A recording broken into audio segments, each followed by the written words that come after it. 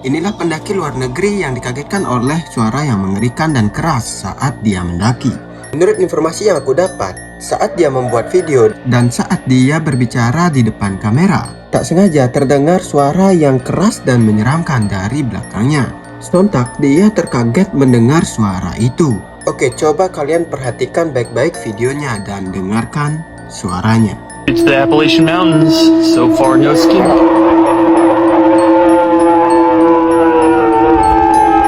Menurut kalian sosok apakah itu? Binatang buas atau makhluk kasat mata?